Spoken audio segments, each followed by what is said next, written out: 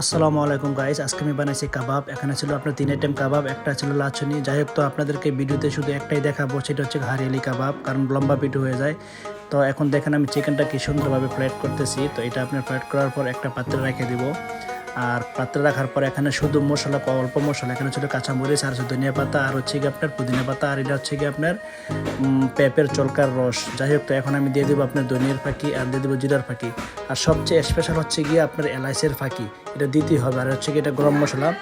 এখন দিয়ে দেবো আপনার গুঁড়া দুধ, আর দিয়ে দেবো আপনার লেবু, আর দিয়ে দেবো আপনার টমেটো সস। তো আমার প্রায় মেরিনেট হয়ে গেছে, আর একটুখানি চিনি দিয়েছি। তো দেখুন এখানে 4 আইটেম কাবাব, একটা লাচুনি আছে, বডি কাবাব, আর হচ্ছে কি আপনার হালিয়ারি, আর হচ্ছে কি আপনার রেশমি কাবাব। যাই হোক, তো এখন আমি কয়লাতে আগুন ধরাই দিছি। তো এটা আমি একে একে স্টেকের ভিতরে ঢুকাবো, ঢুকানোর পর আপনার সিরিয়াল অনুযায়ী আমি দিয়ে যাব। তো যাই হোক, তো আমি এখন দিতেছি। আর কাবাবটা কীরকম হইতেছে আমাদের অবশ্যই জানাবেন। অনেক কষ্ট করতেছি, আর রোজার জন্য কিন্তু সবচেয়ে বেস্ট কাবাব। তো যাই হোক, তো এখন আমি প্রায় আমার কাবাব অর্ধেক কুক হয়ে গেছে। এখন আমি ঘি এবং সরিষার তেল আমি লাগাই দিব। আর লাচুনিটা দেখেন কালারটা, ওখানেও আমি একটু ঘি আর সরিষার তেল লাগাবো। তো দেখতে আছেন যে আমার কাবাব রেডি হয়ে রয়েছে। কি আপনার রেশমি কাবাবটা দেখেন, কি একটা গ্র্যান্ড ফ্লেভার আসতেছে। তো একে একে আমি সবগুলো পাত্রে রাখবো। তো আমার কাবাব অলরেডি সব রেডি। এখন আমি রুটি বানাইছি, তো সেই রুটি আমি কয়লাতেই পড়তেছি।